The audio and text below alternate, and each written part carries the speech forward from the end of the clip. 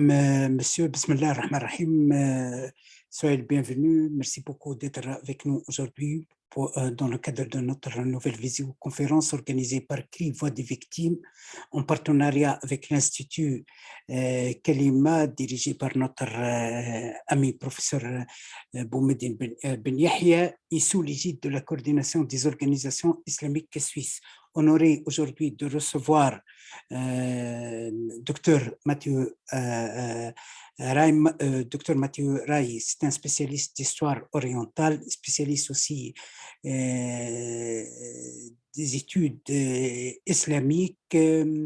C'est un essayiste. Peut-être le docteur Boumedine va le présenter mieux que moi. J'aimerais bien aussi souhaiter le bienvenu à notre cher ami docteur Roberto Simona, le membre de la commission dialogue musulman-chrétien. J'aimerais bien aussi souhaiter le bienvenu à docteur Raims, directeur des relations et des droits de l'homme dans l'ambassade des États-Unis à Berne. Merci beaucoup, docteur Mathieu Rai, d'être avec nous. Vous êtes le directeur IFP Beyrouth. Merci beaucoup d'accepter notre invitation malgré l'agenda chargé. Au nom de tous les membres de CRI Voix des Victimes, aussi de bureau exécutif de la coordination des organisations islamiques suisses. Aujourd'hui, on va traiter avec vous le sujet de votre livre aux origines de l'État islamique, un sujet qui continue à susciter beaucoup de questionnements. La vérité, on n'arrive pas à nos jours comprendre la façon, la méthode, la procédure de la création de l'État islamique. Daesh, mais en tant que musulman, parce que l'apparition de l'État islamique et les actes qui ont été commis au nom de l'État islamique, surtout sur le sol européen, ils ont augmenté la haine, ils ont augmenté l'islamophobie, ils ont augmenté la discrimination vers les musulmans et malheureusement ce monde est plein des minables qui oublient que les musulmans sont les premiers victimes de terrorisme. Alors, je cède la parole à notre cher ami professeur Boumedine Ben Yahya pour la modération. Et vous aurez, docteur Rai, 30 minutes pour la présentation, puis il y aura la discussion. Mais avant ça, permettez-moi de céder la parole à notre cher ami, docteur Roberto Simona, de la Commission du dialogue islamique chrétien de Suisse. C'est à vous, docteur Roberto. Arrivederci, comme on dit. À vous toutes et à vous tous. Donc, je me réjouis comme toujours pour vos conférences et la thématique aux origines de l'État islamique. C'est une thématique très importante qu'il faut toujours la remettre à jour. Ce sont des lieux que moi j'ai eu la chance de visiter. N'oublions aussi la beauté de ces lieux. Donc, on se réfère aujourd'hui peut-être à des lieux comme l'Irak et la Syrie. N'oublions pas qu'on peut mettre des étiquettes, mais avant tout, dans ces lieux habitent des personnes magnifiques que moi j'ai pu rencontrer avec une grande générosité qui se trouvaient dans la souffrance pour différentes raisons. Et voilà, n'oublions pas ces aspects-là et on pas se focaliser juste sur les étiquettes telles qu'elles État islamique. Merci beaucoup, Dr Roberto Simona. J'aimerais bien souhaiter le bienvenue à notre cher ami Dr Sihem Sherif, chef département à l'Université d'Alger. C'est à vous, professeur Boumedine, de gérer, modérer la séance. Merci infiniment, Dr Dari. Je salue tout le monde et je souhaite la bienvenue à notre cher invité, Dr Mathieu Rai, qui est spécialiste pour compléter un petit peu votre présentation rapidement avant de de donner la parole à notre cher invité qui est chercheur au CNRS et qui est spécialiste aussi un peu de l'histoire des systèmes politiques, pour ne pas dire des systèmes politiques, politisants, politisés dans le monde arabo-musulman, et qui travaille bien sûr sur des aires géographiques totalement différentes dans le monde, plusieurs aires géographiques. Alors bien sûr, je salue bien sûr notre très cher ami Roberto Simona, notre très cher docteur Siam Sherif et les autres, docteur Meluka, et tous ceux qui sont là et ceux qui visionneront certainement cet entretien que, j'en doute pas, un instant sera passionnant avec un des grands spécialistes de ces questions concernant la naissance, l'origine, l'apparition et l'évolution aussi de l'État islamique. C'est le propos et le sujet, la thématique de cette conférence. Avec vous, docteur Mathuret, peut-être je commencerai par une question extrêmement simple et vous aurez le temps de développer selon votre esquisse préparée ou prévue cette thématique. Où se trouve aujourd'hui l'État islamique dans le monde, notamment arabo-musulman d'origine, à savoir l'Irak et la Syrie, parce que à la base, c'était cela. Est-ce qu'on en a fini avec cet État, ou est-ce que depuis des évolutions, des fluctuations et puis des nouvelles colorations, voire mouvances, apparaissent un peu partout dans le monde, en rappelant que vous travaillez sur plusieurs aires géographiques dans le monde et votre regard est extrêmement pertinent pour nous, notamment ici en Occident, en Suisse plus particulièrement, peut-être en Europe de manière générale et au Maghreb, qui ne sont pas dans la rive sud, ne sont pas très très loin. Quelle est la situation actuellement? On n'en parle pratiquement plus dans les médias. Pour quelles raisons? Est-ce que c'est à cause seulement du Covid, de la guerre, de la politique des européennes, des pays européens, ou à cause des échéances électorales, ou tout simplement parce que cet État n'existe presque plus? À vous la parole, cher docteur. Merci beaucoup. Merci pour l'invitation et j'espère que vous m'entendez bien de Beyrouth. On a toujours des questions sur notre qualité de transmission d'Internet. Que l'on n'en parle plus aujourd'hui, c'est une chose. Sa réalité est un peu différente. C'est que dans son berceau historique, donc irako-syrien, je dirais que sur le versant irakien, sa présence est beaucoup plus ténue parce qu'il y a eu une remobilisation extrêmement coordonnée entre population locale et autorités et forces sécuritaires multiples. On pourra revenir là-dessus, qui font que globalement, on a un certain refoulement vers plutôt l'est de enfin, dans le désert irako-syrien, avec une moindre présence de ce qui avait constitué son berceau historique, à savoir le Anbar, ce qui ne veut pas dire pour cela que toutes les cellules ont disparu, mais nous n'avons plus d'espace, de régions contrôlées et en diffusion. Ça, c'est une première réalité très nette. De l'autre côté, au contraire, qui s'accompagne d'un certain nombre de phénomènes en Irak. De l'autre côté, au contraire de la frontière en Syrie, on voit les maquis relativement bien vivants se reconstituer et la capacité d'attaque coordonnée qui a été l'œuvre de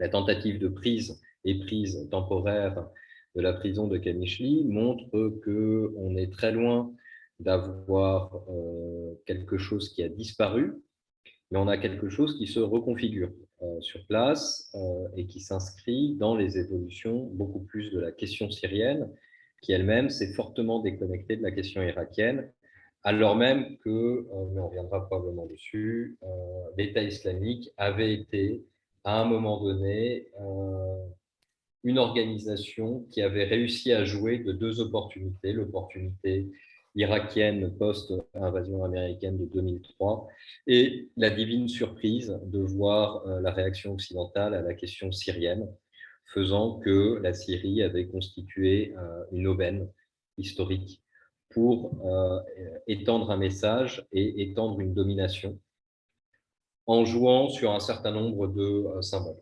Donc ça, c'est la première réalité sur la région.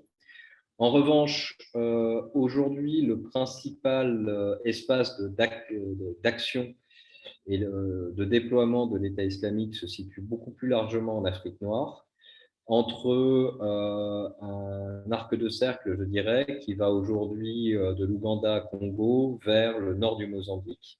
Et le nord du Mozambique est un peu la terre, je dirais, la plus extrême, dans le sens où c'est là où on voit qu'il y a vraiment la tentative de faire renaître une entité territoriale, une entité prédatrice sur les richesses environnantes, avec une vocation de diffusion, et qui devrait nous donner quelques d'abord inquiétudes, mais aussi devrait attirer nos regards parce que certes, c'est plus loin, en plus c'est en Afrique portugaise, enfin anciennement Afrique portugaise, donc ça n'attire pas forcément les mêmes spécialistes, sauf que ce qui s'y passe rappelle beaucoup les combinaisons qu'on a pu voir ailleurs, et l'environnement régional que j'ai pu bien connaître pour avoir passé ces 4 dernières années en Afrique australe me fait penser qu'on a une métastase nouvelle, mais qui n'est pas inédite, qui peut se diffuser ailleurs.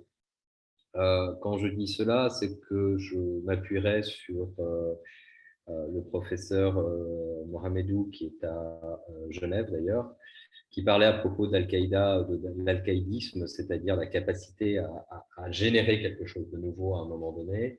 L'État islamique est probablement cette entité extrêmement malléable et polymorphe qui fait qu'aujourd'hui, elle est capable de faire naître ou proposer des formules à la croisée du politique. Je ne suis pas sûr que c'est une organisation politique, on pourra revenir dessus. Certainement pas une organisation religieuse, ça on peut l'évacuer directement du débat. Elle utilise la religion dans son discours, mais ça n'est pas une organisation religieuse, loin de là. Mais elle est en mesure de proposer des formules qui peuvent de nouveau attirer du monde, de nouveau créer des situations de déstabilisation et faire connaître ce que l'on a vu.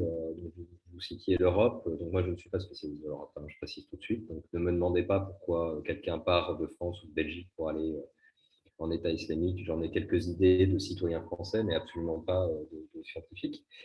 On voit qu'on aura peut-être de nouveau ces pôles magnétiques, c'est-à-dire ces espaces, ces sortes d'utopies au sens un peu extrême du terme, c'est-à-dire ces ailleurs que l'on propose à un moment donné, qui pourraient de nouveau attirer combattants et autres pour une quête qui serait imprégnée des éléments du terreau local. En l'occurrence, dans le cas du Mozambique, encore une fois, on retrouve les 2 ou 3 grands aspects importants de l'organisation. D'une part, c'est un phénomène de frontière, dans le sens où ça n'est pas un hasard que l'organisation se place dans des zones à proximité des frontières internationales. Elle en a besoin comme mode de constitution parce qu'elle fonctionne sur la prédation et sur l'échange plus ou moins licite, se jouant d'ailleurs je dirais, des faiblesses du contrôle du capitalisme mondial pour puiser sa ressource dedans.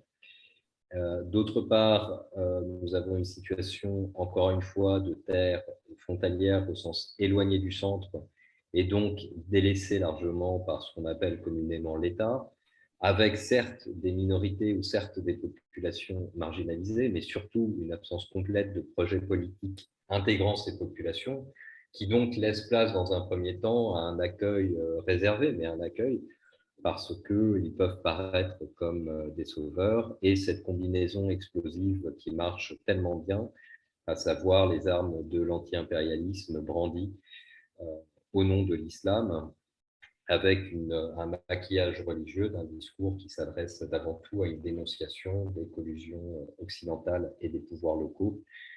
Dans le cas du Mozambique, la présence des chantiers de Total qui n'ont pas avancé ont créé naturellement le point fédérateur, et ça n'est pas nécessairement innocent de le retrouver. On l'aurait en Irak ou en Syrie sur le legs colonial ou ce genre de choses qui seraient réinstrumentalisées sous une forme. Donc on a un peu ce genre de phénomène. Pourquoi on n'en parle plus? C'est relativement simple. Le Moyen-Orient a lassé. C'est un phénomène de fatigue des opinions. En gros, pour résumer extrêmement brutalement et peut-être un peu cyniquement, 2011 a attiré de nouveau les regards vers des populations qui, depuis 2001, étaient perçues comme, au mieux, sages derrière des dictateurs, au pire, comme des potentiels terroristes. 2011 a surpris parce que soudainement on découvrait des jeunesses dans la rue, des projets politiques alternatifs, etc. Très rapidement, l'opinion s'est saisie partiellement de ce qui se passait et puis s'en est éloignée aussi vite pour n'attraper que ce qui faisait sens dans un sens plus global et dans les images les plus extrêmes. Et c'est là où l'État islamique s'est incarné, parce que d'un côté, il se jouait par ces images de violence, de sa capacité d'attirer ceux justement qui voulaient endosser un discours, je dirais, anti-moderne, tout en visant la modernité, puisque tout se faisait par diffusion d'Internet ou autre. Mais donc, couper au couteau quelqu'un était le nouvel espoir ou quelque chose comme cela. Et versus, je dirais, l'opposé, hein, parce qu'on avait deux acteurs régionaux qui dialoguaient parfaitement d'un point de vue symbolique, c'était les différentes forces kurdes derrière le PYD, qui lui, au contraire, brandissait les idées de laïcité largement autoritaires et autres. Et l'Occident s'est repassionné pendant un temps modéré, avec des départs d'ailleurs assez intéressants des deux côtés, donc des Français et des Belges se battant mutuellement contre des Français et des Belges, chacun de son côté, mais en territoire étranger. Et à partir de 2017, lorsque les puissances occidentales, dont la France, ont célébré la victoire de la campagne militaire, donc des campagnes de bombardement, progressivement, l'opinion a statué que le problème était réglé, sans que, et je dirais, comme le problème d'Al-Qaïda était réglé pour les Américains en 2008, c'est-à-dire qu'effectivement, la superstructure et l'apparat symbolique se sont retirés pendant un temps de la scène. Mais comme l'intérêt pour les sociétés locales et surtout pour ce qui s'y déroule concrètement dans la transformation du politique est très modéré, eh bien, les opinions sont passées à autre chose. Covid et autres ont détourné l'attention vers d'autres réalités. Et aujourd'hui, on se dit que l'Ukraine est probablement plus importante pour l'Europe que le Moyen-Orient, alors même que pour ceux dont je fais partie, qui, du fait de leur vie, sont habitués à faire l'aller-retour entre les deux rives, il est bien difficile de ne pas envisager la communauté des destins, parce que de part et d'autre, ce n'est pas une frontière ou ce n'est pas un front très éloigné, mais au contraire, ce sont des sociétés qui dialoguent, qui s'irriguent mutuellement de flux de population et de biens, et que ce détour de regard fait que on peut craindre pour la suite, parce qu'encore une fois, on sort de solutions politiques pour revenir dans des solutions caricaturales, les uns brandissant la religion comme une clé de lecture et relisant les propres difficultés des sociétés européennes à se transformer par rapport à leur communauté et par rapport à l'intégration de ces différentes communautés pour un devenir commun. Et l'autre clé, la clé sécuritaire, qui fait que pourvu que quelqu'un soit à même de dire que l'ordre est rétabli, on se soucie guère de savoir quel est cet ordre, et encore moins s'il est effectivement rétabli, tant qu'il n'y a pas de nouveaux dégâts en Occident sous la forme d'attaques ou autres. C'est malheureux, mais cela veut dire qu'on se prépare à de nouvelles attaques sans vouloir vraiment le penser. Comment, docteur, vous voyez un petit peu, j'en avais parlé un petit peu de ces modifications, reconfigurations de l'État islamique en soi, en tout cas par rapport à la version syro-irakienne des années 2010. Comment l'envisager aujourd'hui, en sachant que vous venez de l'expliquer, que cette reconfiguration, transposition sur une aire géographique extrêmement différente de l'Irak et de la Syrie en Afrique, notamment dans la région du Mozambique, comment expliquer que globalement, malgré des programmations étatiques, politiques, voire sécuritaires extrêmement drastiques, à un certain moment, en tout cas pendant plusieurs années, contre l'État islamique, ce qu'on appelait l'État islamique, comment expliquer que aujourd'hui ces États, ces politiques sécuritaires dans le monde, à travers l'histoire, peuvent de manière quasiment sûre, même si le terme sûreté ne peut pas être appliqué ici, être sûr de ne pas voir extrêmement rapidement, comme le cas de 2011 et le cas de la Syrie, une implosion, voire une explosion soudaine d'un certain État islamique dans le monde. Alors peut-être en Afrique, parce que vous connaissez très bien le contexte, mais peut-être aussi ailleurs, aux Amériques ou en Asie, à titre d'exemple. Alors, sur le territoire asiatique, on voit bien que c'est plus modeste, hein, c'est sur les marges des Philippines ou autres. Je dirais qu'on a toujours 4 ou 5 combinatoires qui vont ensemble.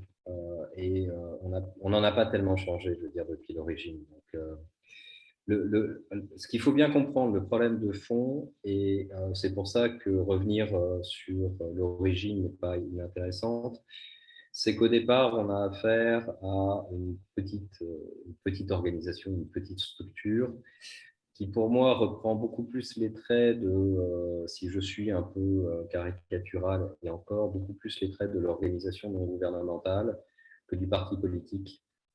Et je dresse ce parallèle parce que si l'on compare par exemple la structure d'Al-Qaïda par rapport à la structure de l'État islamique, on voit que la structure d'Al-Qaïda, c'était beaucoup plus proche des partis léninistes, une certaine élite qui serait à même de conduire le djihad mondial, qui vérifiait localement que les credos soient bien endossés. Et par exemple, on connaît l'histoire célèbre de Nahr el-Bared au nord du Liban, donc qui avait tenté d'être affilié, et l'affiliation n'avait pas été reconnue parce que justement les représentants d'Al-Qaïda avaient souligné la faiblesse à la fois organisationnelle mais aussi doctrinale des tenants de ce maquis, et donc ne leur avait pas retrouvé l'homologation.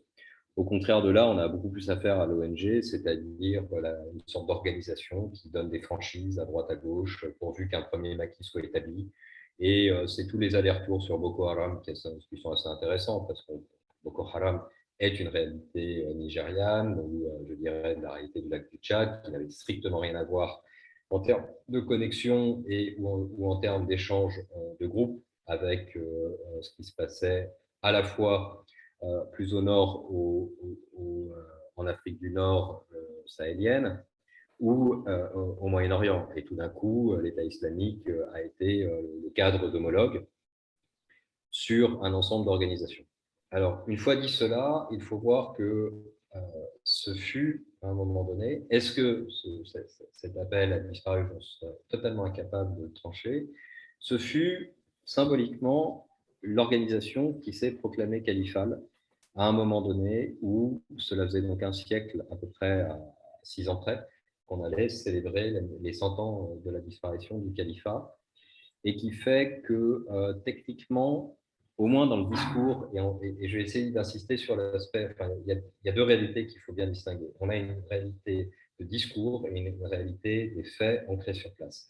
Mais on ne peut pas évacuer le discours de l'analyse en se disant ce discours est vide de réalité et de sens. C'est faux. La preuve, il y a des gens qui ont cru ou qui se sont suffisamment considérés comme touchés pour partir de banlieues diverses et variées ou de terroirs diverses et variés dans le monde, au point qu'on avait plus de 50 pays représentés à un moment donné entre la Syrie et l'Irak, ce qui montre que ça marche quelque part. Ce qui marche là-dedans, c'est pour moi le croisement d'une version extrême de l'islam politique. Alors, on pourra revenir peut-être dessus, mais il faut vraiment distinguer islamisme et djihadisme. Là, on a affaire à du djihadisme très clairement marqué, qui est effectivement ce que l'ordre de l'islamisme, c'est-à-dire qui brandit l'islam comme une arme politique et qui puise dans l'islam un lexique de mobilisation et un lexique pour parer ses actions d'une vertu supplémentaire.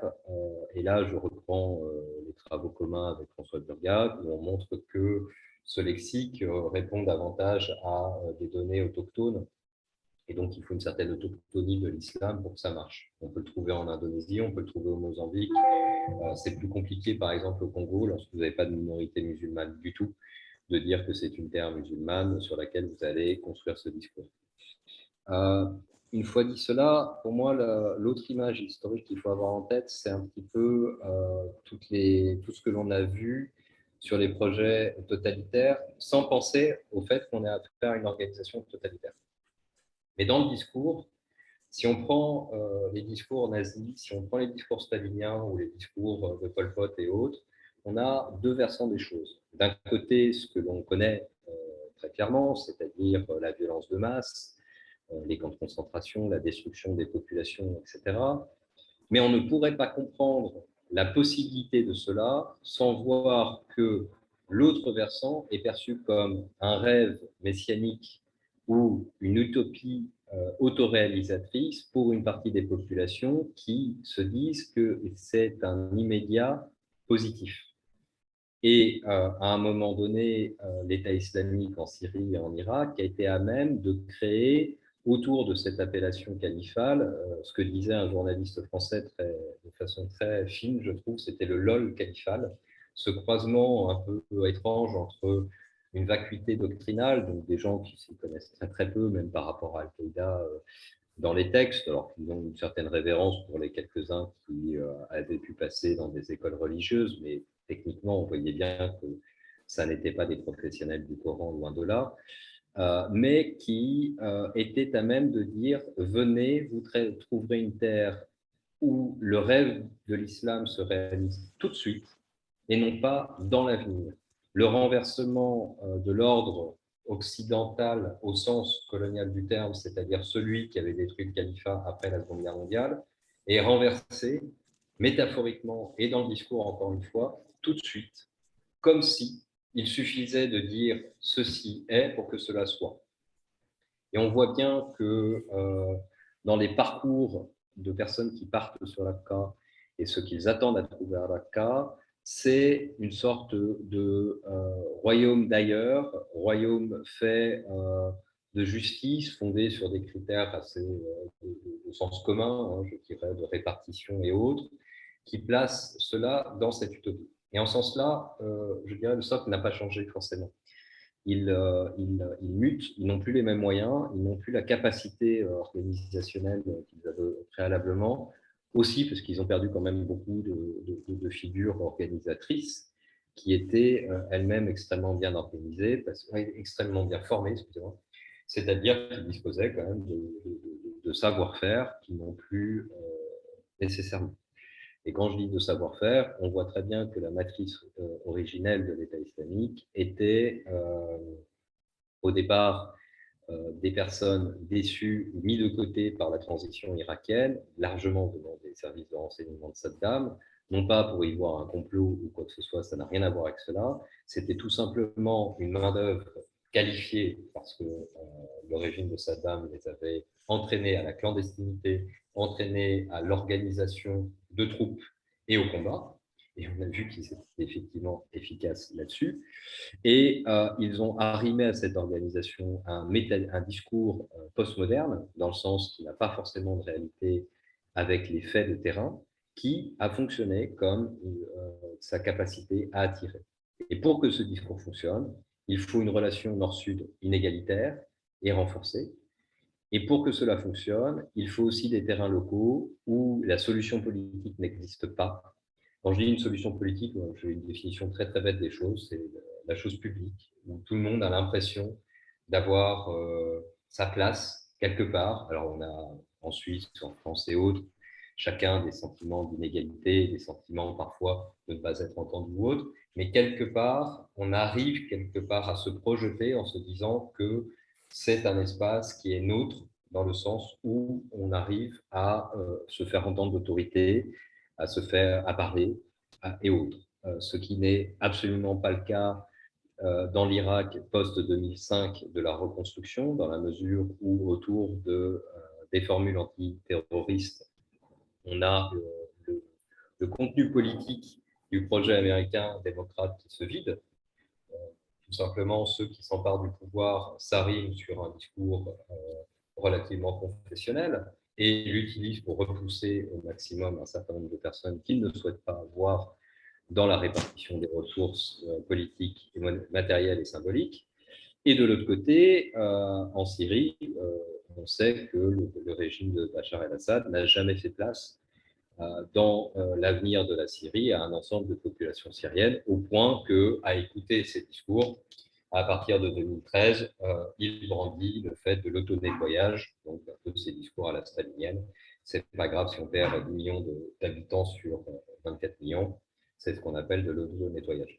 Et c'est ça, cette triple combinaison qu'il faut et qui explique dans une large mesure que à faible intensité, nous avons toujours affaire à des groupes qui sont là et qui se nourrissent, malheureusement, d'une formule qui ne marche pas, mais qui génère beaucoup d'intérêt.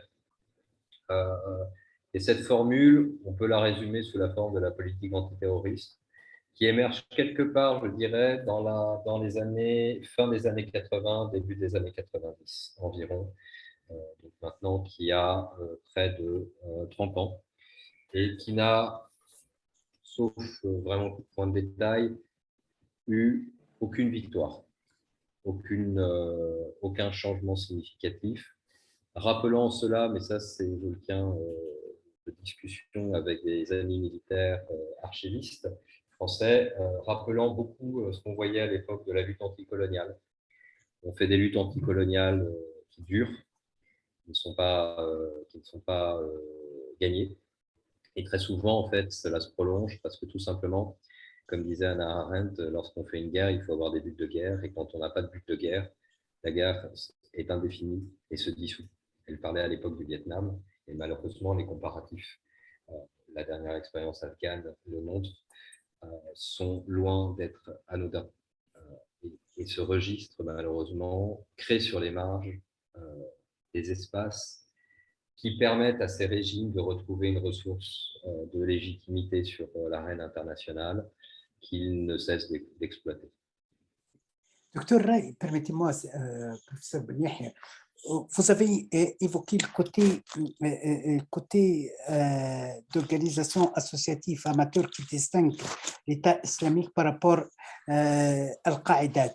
Vous voyez, ça a été plus professionnel. Mais il ne faut jamais oublier que Al-Qaïda a été la création d'un consensus gouvernemental et Al-Qaïda aussi il a bénéficié de l'accompagnement des services de renseignement CIA, de l'Arabie Saoudite et les renseignements pakistanaises dont le but c'est de confronter les Russes. Il ne faut jamais oublier ça, que même les cadres militaires de Al-Qaïda, ils ont bénéficié de l'entraînement, de l'encadrement militaire des CIA et des services de renseignement américains et tout.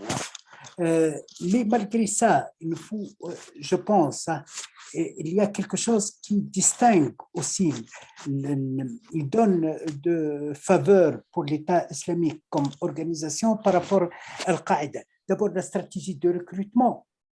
Ça a été une stratégie de recrutement individuel, ciblée, bien étudiée, mieux que Al-Qaïda qui a été... la stratégie de recrutement d'Al-Qaïda est basée sur le recrutement global, ce n'est pas le recrutement individuel ciblé. En plus de ça, la communication médiatique. L'État islamique a mis une stratégie de communication, une stratégie de propagande développée. Hein. Il ne faut jamais oublier l'incapacité de Facebook, de Twitter, de fermer des sites ou de saisir les sites ou aussi de saisir le décryptage des messages utilisés par Al-Qaïda sur Twitter et sur le Facebook. Hein. Ça a été quelque chose de développé. En plus de ça, l'État islamique a ciblé des cerveaux. En plus de ça, l'État islamique a mis une stratégie progressive d'infiltration en série, d'infiltration des forces démocratiques, entre parenthèses, hein, soi-disant l'opposition démocratique, hein, les forces démocratiques d'opposition. Et aussi, il ne faut pas oublier la stratégie de recrutement. Il y avait des liens de recrutement. Vous n'avez pas évoqué l'importance de l'Al-Qaïda en Algérie, l'importance de l'État islamique, la filière de l'État islamique en Algérie et en Tunisie, qui a pu assurer le recrutement, qui a pu assurer aussi le financement. Il ne faut jamais oublier que la pratique a montré comment l'État islamique a pu bénéficier de la protection de Nahda en Tunisie, Nahda, lorsqu'il a été au pouvoir en Tunisie, il a pu faciliter le recrutement, le transfert, le voyage à travers la Turquie. Bon, on parle de l'implication des services de renseignement turcs et des Qatariens dans la stratégie de recrutement. Aussi, il ne faut jamais oublier, je pense, que l'État islamique, il a pu jouer un rôle économique, il a pu mener des stratégies de négociation comme le cas de Hoslim. Il a imposé des taxes à une grande entreprise française et suisse qui est scandaleux. En plus de ça, il a pu traiter et négocier l'échange de pétrole syrien et le détournement de pétrole et des autres sources syriennes en consentement avec la Turquie. Je pense aussi que l'État islamique a un côté professionnel.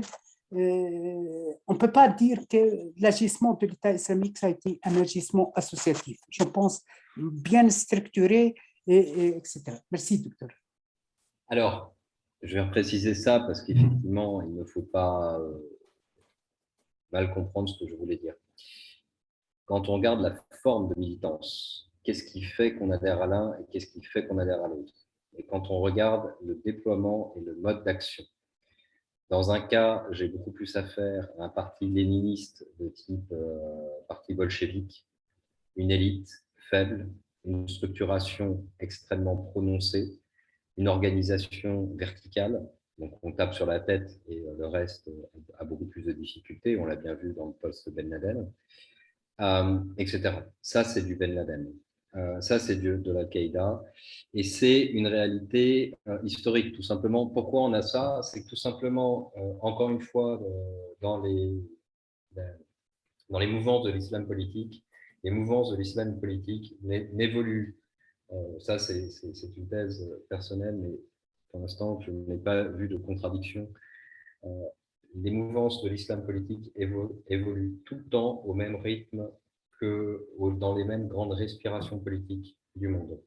Lorsqu'on est dans une ère libérale, elle se colore de libéralisme. Lorsqu'on est dans une ère coloniale, elle se colore de temps coloniaux. Quand on est dans une ère de une sorte de pragmatisme, l'adaptation pragmatique. C'est pour cela il adopte aussi le double discours. Non, c'est plus que ça. C'est pas seulement, si on se dit c'est du pragmatisme, c'est-à-dire qu'en gros, on aurait des gens qui saisissent l'air du temps, on ne saisit pas une chose. L'air du temps fait quelque chose. Je veux dire, si on regarde Hezbollah, par exemple, ou si on regarde Hamas, ils ont une structuration de départ qui est une structuration révolutionnaire qui naît des mouvances des révolutionnaires des années 70. C'est exactement le même mode de fonctionnement à la fois mental et d'action pratique que ce que l'on trouvait chez Guevara. Et ça, c'est pour moi l'ère du temps. C'est-à-dire qu'à un moment donné, les organisations se reflètent par rapport à l'ère dans laquelle elles évoluent. Et c'est ça où je fais la différence. Un parti léniniste, c'est un parti qui a une idéologie qu'il doit, je dirais, réciter, à l'époque de Staline, réciter à la lettre, qu'elle soit conforme ou non avec Marx, à la limite, ce n'est pas le problème, elle peut s'en revendiquer ou pas. Et c'est la même chose pour Al-Qaïda, elle se revendique du Coran, mais le lien matriciel est quand même extrêmement ténu. Mais ce qui est important pour eux, c'est que la cellule numéro 12 obéisse au chef. Et si la cellule n'obéit pas, on peut la détruire, on peut la purger, comme diraient les staliniens. Dans le cas de l'État islamique, on a affaire à une réalité des années 2000-2010, c'est-à-dire l'ère, pour moi, qui se traduit par deux grands phénomènes convergents. D'une part, l'ère de l'individu, l'ère de ce qu'on appelle les droits de l'homisme, non pas pour l'adoption des droits de l'homme, mais l'ère du fait que l'individu peut proclamer l'idée qu'il est à lui tout seul un accomplissement, et cela doit rentrer dedans. Et à l'ère de l'ONG, alors ce n'est pas le monde associatif, enfin, dans le sens de l'association ou autre, mais dans la structuration, on a plus affaire à des médecins du monde qu'à un parti bolchevique, c'est-à-dire à une réalité capable de décentralisation. On a un noyau central qui coordonne, structure, oriente, donne des grandes inflexions, mais les réalités locales sont capables d'être beaucoup plus adaptables que ce que ne faisait à l'autre époque Al-Qaïda.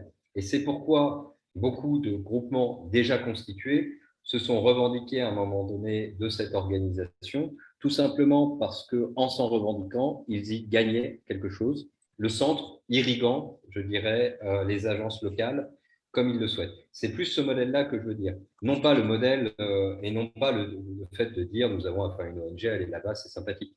Ça n'est pas du tout ça. C'est la forme de militance et la forme d'action. Pour rebondir sur ce que vous dites, nous savons que dans les deux cas, c'est toujours les trois brèches qui irriguent la formation et le développement et le devenir de ces organisations. La première brèche est toujours locale. Vous n'aurez jamais d'organisation de ce type si à un moment donné, vous avez des solutions politiques durables dans lesquelles tout le monde s'y retrouve. Comme par hasard, c'est toujours aux marges des États, entre la Libye et la Tunisie, entre la Syrie et l'Irak, avec un bout de Turquie, etc. Ça, c'est la première brèche.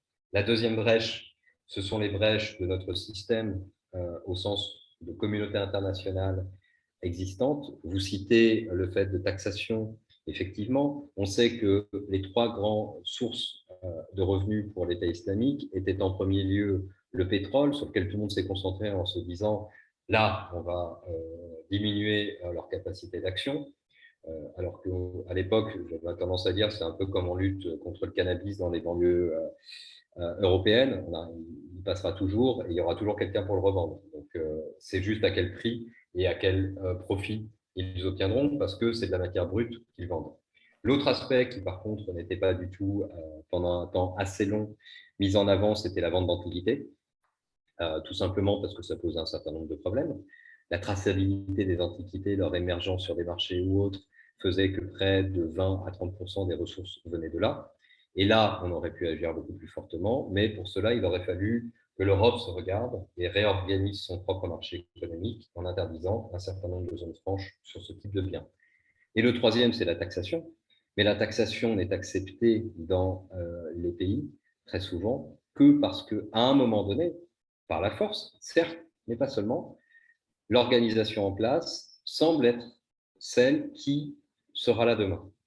Et donc, à partir de là, pourra participer quelque part de ce futur commun, et donc les populations sont prêtes à l'accepter.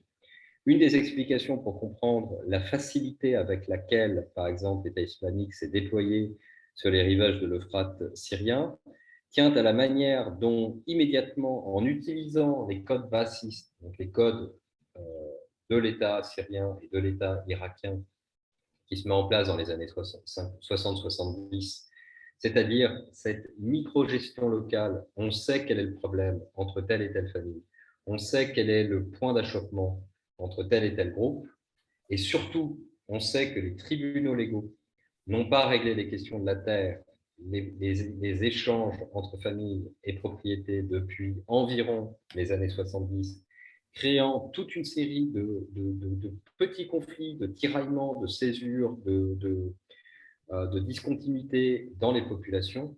Elles se sont emparées en tranchant les questions de façon rapide, en les proclamant selon la charia. Alors, ce n'était pas la charia qui était appliquée, mais un vague code Napoléon 1938, donc créé par les Français, avec 3 mots musulmans par-dessus, mais qui permettait soudainement de dire aux populations, regardez, on règle vos problèmes que les autres ne réglaient pas.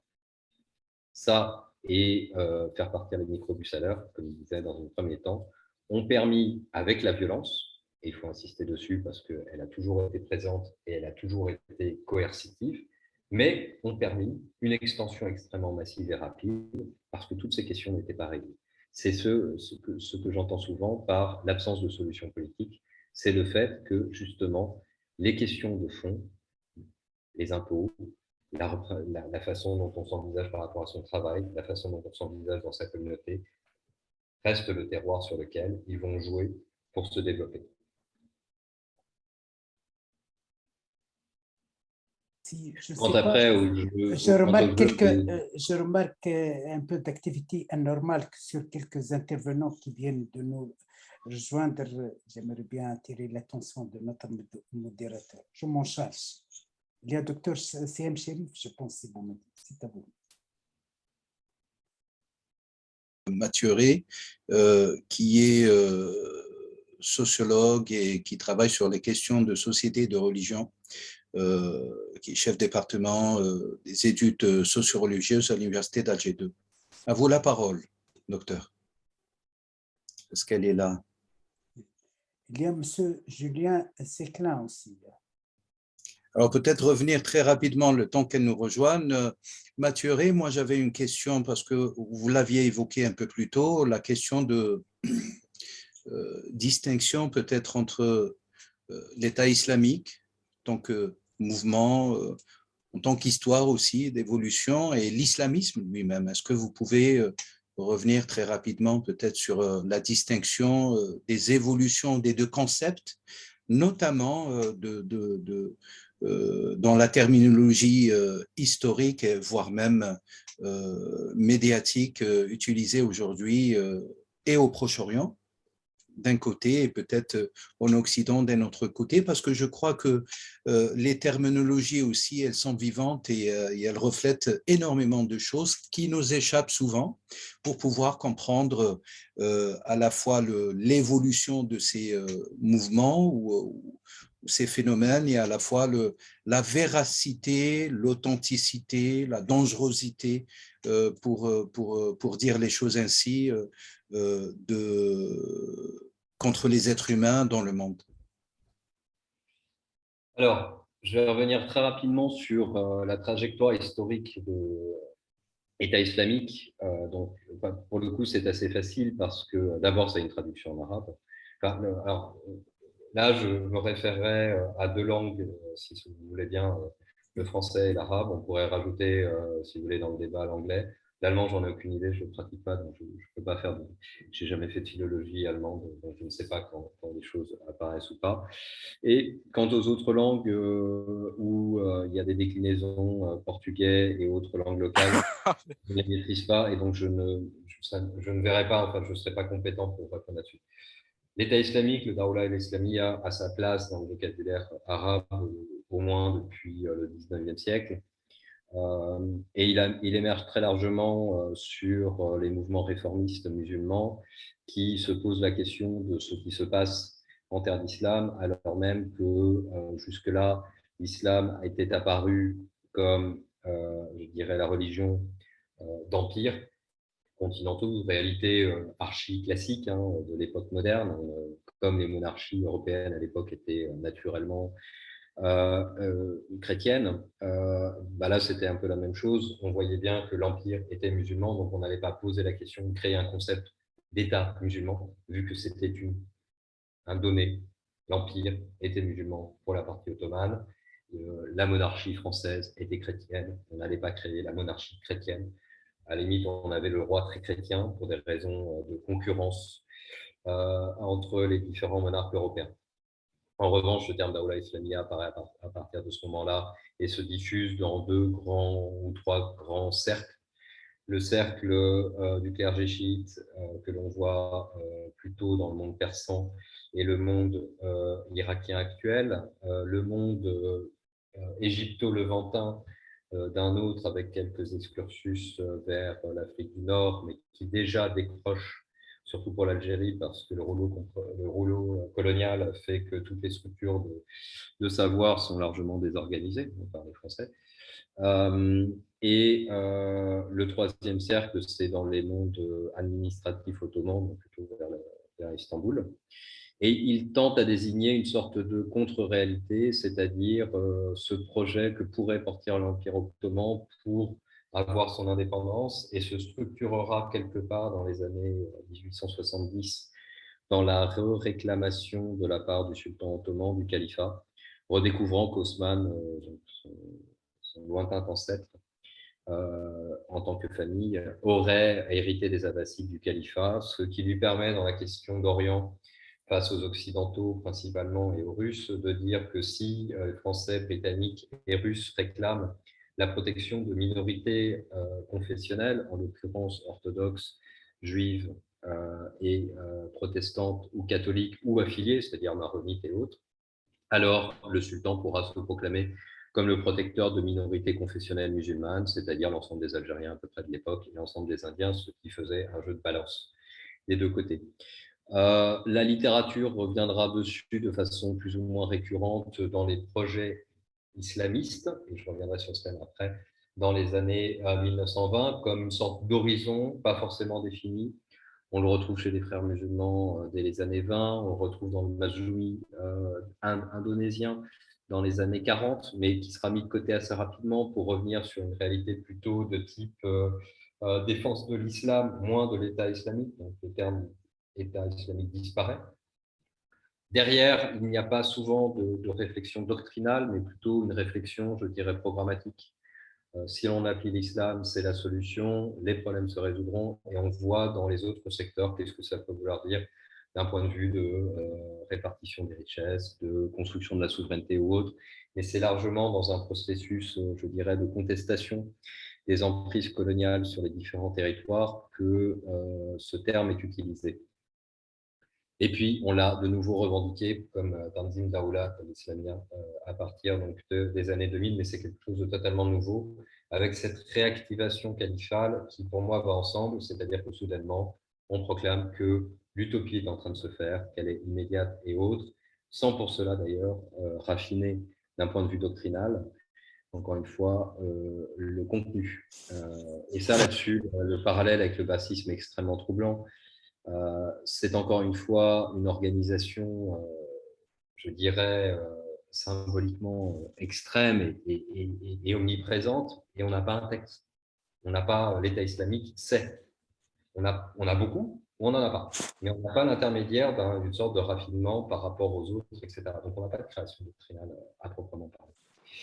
Voilà sur ce premier terme. Sur l'autre terme, islamisme, moi je l'emploie de façon assez lâche. Alors j'ai beaucoup de mal à faire la distinction entre islam politique et islamisme. Je rapproche un peu des deux.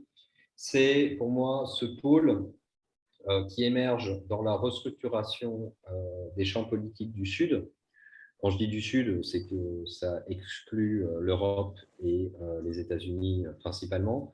On voit en gros, mais surtout dans un espace afro-asiatique, peut-être moins sud-américain pour des raisons qu'on pourrait assez évidentes en termes de remplacement des populations. Dans ce monde afro-asiatique, les cultures préexistantes sont à la fois chamboulées, retravaillées en profondeur et mises de côté, faisant que tout d'un coup, elles deviennent en à peu près 50 à 60 ans, de façon assez parallèle, des réservoirs identitaires dans lesquels le vocabulaire autochtone va servir à construire un discours politique. Et si je peux faire le parallèle, on aurait le bouddhisme au Sri Lanka ou un certain taoïsme chinois qui sera utilisé comme cela, comme arme contre la domination et l'islam sert de même parce que en situation de domination et en situation de remise en cause de tout ce qui faisait sens pendant plusieurs siècles, tout d'un coup, dans ce moment-là, le socle immédiat je dirais, de réponse et le socle immédiat disponible est plutôt renfermé dans ces gammes-là. Mais il suppose aussi lui-même des adaptations, et c'est tout le mouvement des réformismes musulmans, à partir duquel on peut voir, enfin pour moi, on peut parler d'islamisme, dans le sens où l'islam devient effectivement une des polarités politiques, je dirais comme le socialisme est une des polarités. Attention, et pour bien le comprendre, il faut faire attention de ne pas opposer des choses qui ne s'opposent pas, de type, d'un côté, on aurait un monde laïque et de l'autre côté, on aurait des mondes confessionnels. Les deux réalités n'ont rien à voir. Le paradoxe sous une forme, c'est que l'autre polarité du champ des différents pays de terre musulmane ne se colorent pas de façon identique au gré des périodes. Ils vont s'appeler arabistes à un moment donné, ils vont s'appeler d'autres noms à d'autres moments donnés en fonction de la manière dont ils vont puiser dans le combat local, toujours un peu tiraillé entre le local et le global, entre la terre à unifier et la terre plus lointaine, ce qui d'ailleurs est une réalité aussi pour l'islamisme. Et ensuite, on aura les déclinaisons. Et après, d'un point de vue langagier, c'est assez intéressant de voir que le terme islamisme donc, existe dans la langue européenne depuis le XVIIe siècle. Hein, c'était pour parler de l'islam jusque dans les années 30, ou à partir des années 30, il y en a des occurrences qui commencent à poser problème parce qu'on essaye de qualifier ces nouveaux mouvements politiques. Alors, le réflexe immédiat des Européens, c'est d'employer ce qu'ils utilisaient pour leur propre cadrage politique, donc ils parlent de fondamentalisme. Et le point tournant, c'est les années 70. C'est-à-dire à partir du moment où ces forces politiques sont à même de construire des bases et un discours révolutionnaire, et 79 avec l'Iran est le point tournant où on se dit tout d'un coup non, c'est autre chose. Et soudainement, au moins en langue française, puisque c'est dans la 9e version du dictionnaire, donc celle qui date des années 70, que le terme devient mouvance se revendiquant de l'islam en politique. Jusque-là, ça n'était pas la même chose. Le terme islami, ou le islamiyin en arabe, est encore plus tardive. Alors ça, j'ai du mal à la tracer. Ça fait quelques temps que j'essaie de le faire sur un petit moment. Je ne serais pas totalement surpris de découvrir que c'est autour des événements algériens des années 90 que l'on voit émerger le terme en arabe. Parce que jusque-là, alors est-ce que c'est l'Algérie, est-ce que c'est l'Égypte? Ce n'est pas très clair. Mais jusque-là, dans les années 80 au moins, lors de la répression massive des mouvements de contestation en Égypte, en Syrie et autres, on n'a pas de terme islamiyin. On a Irwan et Muslimin, ça oui, ça c'est très présent. On a Irhabiyin aussi, mais on n'a pas du tout islamiyin, au moins, je dirais, jusqu'à la fin des années 80. Et donc, ça montre qu'à un moment donné, on peut relier le terme en arabe de cette nouvelle géopolitique qui émerge dans les années 80-90 autour de la lutte de l'antiterrorisme. Oui. Il nous reste à peu près 10 minutes. J'aimerais bien, permettez-moi, docteur Rey, de vous poser quelques questions. Et les gens pensent qu'on a fini avec l'État islamique. Est-ce que vous pensez, avec la concentration des femmes et des enfants dans des conditions lamentables, inhumaines, avec l'absence d'accompagnement psychologique, idéologique et spirituel dans des camps gérés d'une façon lamentable et raciste par les Kurdes, on a fini avec l'État islamiste. Est-ce qu'on ne peut pas dire que nous sommes en train, par la négligence, par la stupidité des décideurs, en train de créer et de donner une autre occasion à l'État islamique? Parce que lorsque vous voyez les enfants, comment le comportement des enfants, l'agissement des femmes, etc., c'est l'État islamique en concentration et on attend le déclenchement prochainement. Alors, je vais vous répondre pour pouvoir avoir le temps éventuellement de questions de façon extrêmement rapide. bien sûr qu'on prépare le futur de cet État, dans la mesure où aujourd'hui, pour recruter en Syrie, c'est des messages WhatsApp. C'est-à-dire que vous recevez un message WhatsApp en vous disant « nous ne sommes pas loin » et la personne fait des prestations d'allégeance. Donc, si on commence à se mettre dans le processus psychologique et le processus sociologique qui accompagne cela, cela veut dire que vous avez des populations aujourd'hui qui n'ont tellement pas confiance dans l'avenir des personnes autour d'elles qu'elles sont prêtes à prêter allégeance sur un portable et sur WhatsApp. C'est quand même, vous n'avez pas de présence de violence immédiate, physique, visible, sauf que c'est ce qui se passe. Donc on voit que l'avenir n'est pas gagné dans la mesure où effectivement un ensemble de groupes le font ou autre. Alors c'est moins spectaculaire, on n'est plus à l'âge on prend nos sous, on prend Radka et tout ça. Sauf que c'est pour moi extrêmement pernicieux parce que cela montre que la chance historique a échoué. L'autre partie de votre remarque sur les camps et autres, je fais partie des gens qui ont toujours dit que la seule réponse au terrorisme, c'est l'état de droit. Et lorsque l'on sort de l'état de droit au nom du combat pour l'état de droit, c'est la première victoire pour les autres qui, eux, n'attendent que ça. Et le traitement que l'on a fait à cette question depuis 2017 n'est qu'une sortie d'état de droit. Et ça pose un ensemble de problèmes. Alors, on parle des enfants, on parle des femmes. Ceci crée un réservoir visible pour les communautés européennes en se disant deux poids, deux mesures. Et c'est toujours le deux poids, deux mesures qui fait que ces structures-là sont capables de renaître. Oui.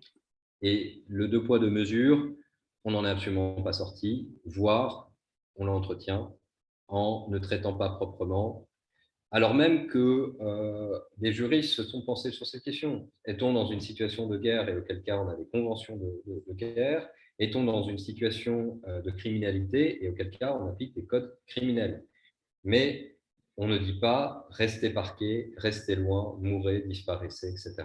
Ça n'est pas une réponse d'un état de droit, c'est une réponse, je dirais, sous la forme de supplice. Oui. Et pourtant, c'était plutôt la réalité de l'État islamique qui les pratiquait et non pas nous. Parmi les séquelles aussi, docteur Ray, je profite de votre... parmi les séquelles du passage de l'État islamique, l'augmentation d'abord de la discrimination vers les musulmans, discrimination dans le travail, dans la vie sociale, etc. Musulman, quoi qu'il ne soit, il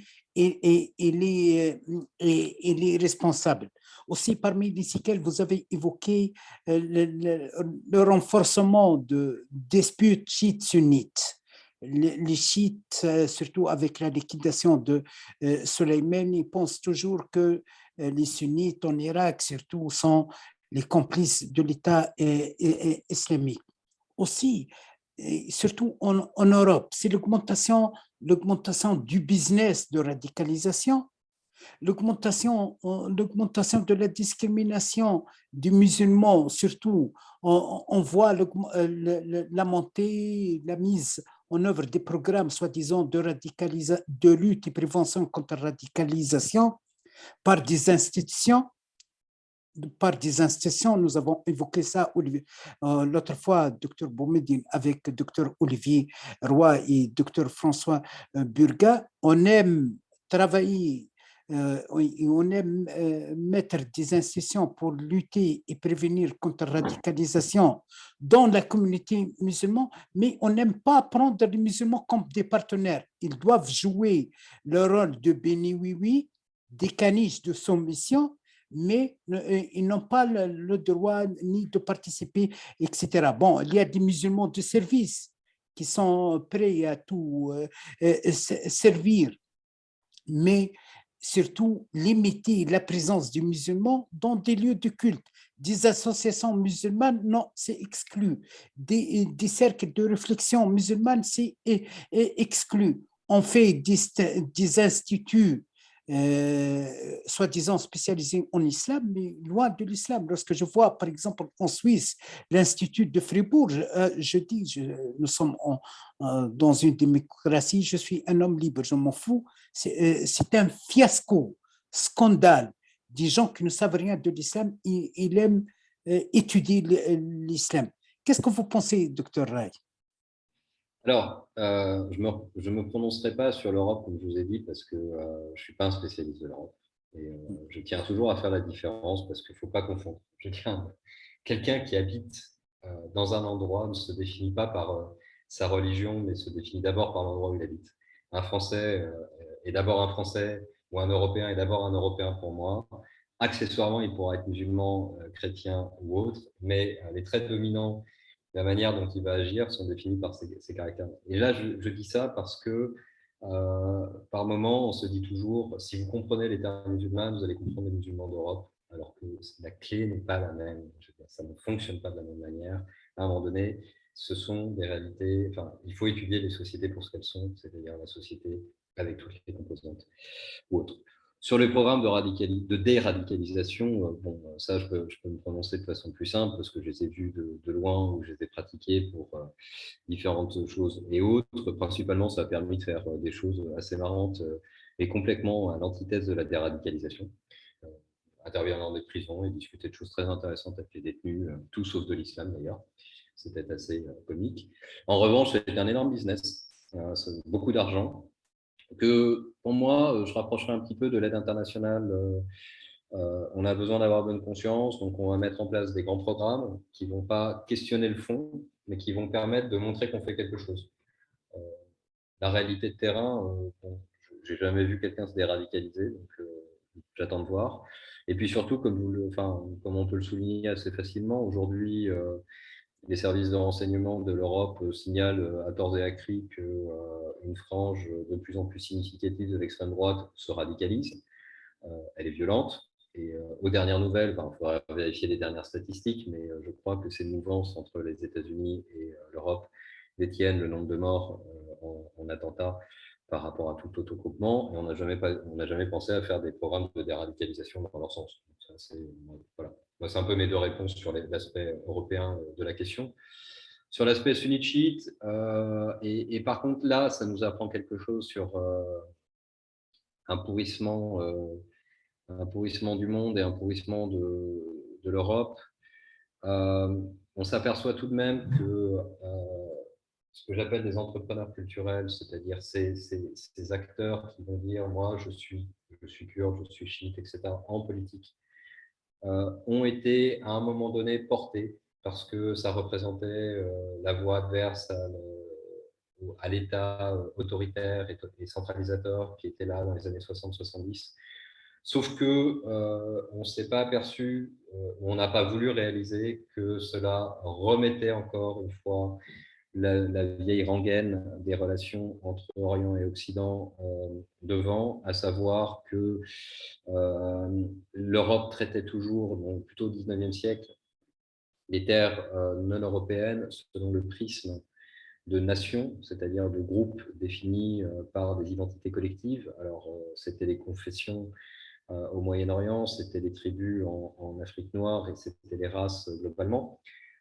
Mais ces catégories faisaient qu'on niait aux individus leur identité multiple, parce qu'on est tous des choses multiples. On peut être musulman, français, suisse, de Fribourg, du nord de la ville ou du sud de la ville, pratiquant tel ou tel sport et autres. Et ces identités multiples sont la réalité. Lorsque on la restreint à une seule, on force tout le monde à rentrer dans ce jeu-là. Et quelque part, laissez-moi, je dirais 5 ans à dire je suis le représentant des protestants, etc. Vous trouverez en face de moi des partis catholiques parce que vous aurez besoin de vous définir dans l'adversité. Et ça, c'est la réalité qu'on a vue émerger et qui a été le produit des États bassistes, de l'État de Saddam Hussein et de l'État de Bachar el-Assad, qui ont instrumentalisé systématiquement la carte confessionnelle et ou culturelle et ou ethnique pour diviser, pour régner. Le problème, c'est lorsqu'ils sont partis, non seulement il n'y a pas eu de renversement de la pratique, mais au contraire un subtil transfert parce que la compréhension démocratique américaine est venue non pas avec la constitution américaine qui est de dire tout le monde a droit à la parole, mais est venue plutôt dans les politiques sociales type positive actions. Vous êtes un tel, donc vous devez avoir votre place, et à forcer Kurdes, chiites et sunnites principalement se positionner sur ces terrains-là faisant que derrière, les césures ont été extrêmement dommageables. Pour le moment, pour le Moyen-Orient, on voit très bien comment ça fonctionne. Des entrepreneurs culturels, la naissance de milices, des violences qui s'expriment toujours d'ailleurs contre la communauté de départ. Les chiites tuent toujours plus de chiites que de sunnites et réciproques. Et des affrontements naturellement entre les communautés qui créent des séparations. De ce que je vois en Irak, c'est que tout de même, aujourd'hui, on est peut-être à un moment historique où ce qui s'est passé depuis les années 70 est en train de se renverser sur le terrain parce que, de nouveau, les habitants circulent. Il faut imaginer que c'est un monde divisé par des checkpoints et compagnie. Mais aujourd'hui, à Mossoulot, ça fait sens d'aller à Erbil, ça fait sens d'aller ailleurs. Et c'est comme ça que l'on recrée du lien. Malheureusement, en Europe, je ne suis pas sûr qu'on soit sur la phase de sortie et non pas au contraire de promotion de ces entrepreneurs culturels. J'ai suivi de loin la campagne française. On voyait bien qu'il y en a qui ont fait leur bout de gras de ne parler que d'origine, d'histoire, de la blanchitude ou de la chrétienté de la nation française et non pas des questions socio-économiques qui préoccupaient quand même, je crois, la majorité des personnes. Et là, c'est mon inquiétude profonde pour l'Europe. Merci beaucoup, docteur Rai. Avant de finir, j'aimerais bien, permettez-moi de céder parole à notre référent scientifique, professeur Boumediene, pour prononcer une mot de clôture. J'aimerais bien vous exprimer de nouveau mes remerciements, mes reconnaissances ainsi que de la coordination des organisations islamiques suisses pour l'honneur d'être aujourd'hui avec toutes ces explications vraiment bien riches et bien significatives. C'est à vous aussi, Boumediene. Merci, docteur Dari. Alors, j'en profiterai peut-être pour vous revenir sur l'axe terminologique que vous aviez évoqué, qui illustre assez bien la fluctuation, l'évolution sémantique autour des termes islamisme, islam, un peu à travers des années 30 jusqu'aux années 70 et puis de manière beaucoup plus intense aujourd'hui. Et par souci islamologique, si vous me permettez, Mathieu Rey, c'est toujours un oxymore, souvent, de toute manière, dans l'appellation d'associer à la fois l'islam avec un État, enfin, fallacieux qu'il soit, le dangereux, et qui est assez connoté de manière extrêmement dangereuse, de toute manière, dans l'imaginaire, à la fois médiatique et populaire, et même historique. Et que par ce même souci, je crois que la question est beaucoup plus une question de musulmanisme que d'islamisme, qui est très rarement utilisé, extrêmement rarement utilisé, même par les sphères intellectuelles ou les chercheurs. Quel est votre avis là-dessus? Que moi, de toute manière, je préfère à titre personnel pour qualifier ces mouvements qui sont le fruit d'une pensée, d'une radicalisation, en tout cas d'un projet étatique, que d'assigner et de relier tout cela à l'islam qui est pluriel, qui est une question plurielle et qui touche peut-être quelques centaines de millions, voire des milliards de personnes qui ont une foi, et la foi relève du mystère, et le mystère est relié à une révélation, enfin, comme toutes les traditions religieuses dans le monde. Et peut-être en conclure aussi, Mathieu Rey. Oui, tout à fait. Bon, là-dessus, c'est l'historien qui parle, je ne suis pas islamologue, hein, je tiens à le préciser, c'est-à-dire que je ne fais pas l'étude des textes sacrés, ni dans leur construction historique, ni dans leur inscription sociale. Je fais l'analyse historienne plutôt du politique, c'est-à-dire celui qui s'intéresse à des évolutions de société globale. Quand des acteurs utilisent des termes, j'ai tendance à chercher à comprendre pourquoi ils les utilisent, parce que quelque part, ça veut dire quelque chose. Quand Lénine parle de révolution, quelque part, même si c'est un coup d'État, il y a quand même de la révolution derrière, il faut comprendre pourquoi. Après, pour toute recherche ou connotation et ou relation entre cherchons dans l'islam la solution à ces problèmes, la solution n'est pas dans l'islam. L'islam, c'est une foi, c'est une religion, c'est un ensemble de pratiques qui n'apportera jamais de réponse à ce genre de choses, parce que tout simplement, la réponse pour moi, elle est politique ou elle est sociale, dans les sociétés dans lesquelles ces mouvements radicaux émergent. Je ne vais pas aller chercher dans les règles du football pourquoi j'ai des hooligans. Je vais aller chercher plutôt dans l'exclusion de catégories ouvrières britanniques sous Margaret Thatcher, d'une oppression sociale et autres. Les règles du football ne m'apprendront jamais pourquoi j'ai des hooligans qui pratiquent la violence à haute dose dans les matchs et autour.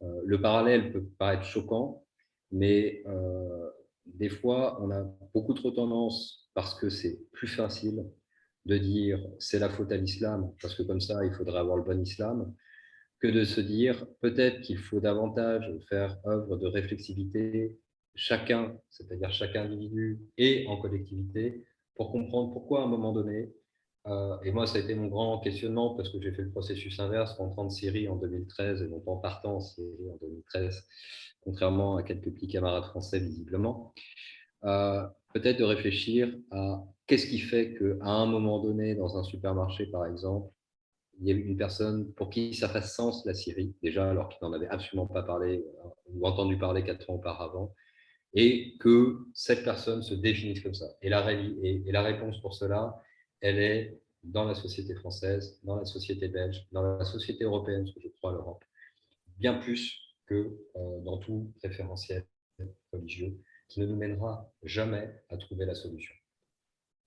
Je vous remercie infiniment, Mathieu Rey. En tout cas, merci pour votre présence, d'avoir accepté aussi l'invitation du kiosque, du CRI Voix des Victimes et de l'Institut Kelima. Merci pour vos éclairages aussi sur des questions qui sont extrêmement complexes. Je pourrais peut-être, si vous me permettez, rappeler très rapidement aussi une parution collective sous votre direction et la direction de François Burga de l'histoire, enfin, histoire des mobilisations islamistes. Je dirais une étude, un ouvrage très intéressant qui revêt aussi et qui reflète ces entrecroisements extrêmement complexes par rapport à ces évolutions et par rapport au rapport aussi. Vous l'aviez évoqué, le rapport, notre rapport immédiat, voire médiat, avec ces réalités complexes, parfois dangereuses, et leur évolution dans le temps pour pouvoir trouver des solutions ici et là. Merci infiniment, infiniment. Je redonne la parole donc à Monsieur Dari. Merci, merci encore 1000 fois, Dr. Ray, pour votre présence. J'espère qu'on vous revoit prochainement pour notre sujet. Pourquoi pas traiter votre ouvrage collectif avec professeur François Burga qui sera avec nous, avec Olivier Roy, le 15 septembre. L'invitation est pour vous aussi sur radicalisation, militantisme. J'espère qu'on continue la discussion, la rencontre scientifique pour porter quelque chose pour l'humanité. Merci infiniment, Dr. Ray, pour votre disponibilité, pour votre bienveillance et bonne continuation dans vos travaux. Merci infiniment. Merci. Au revoir. Beaucoup. Merci. Bonne soirée. Merci infiniment. Une très bonne soirée. Merci.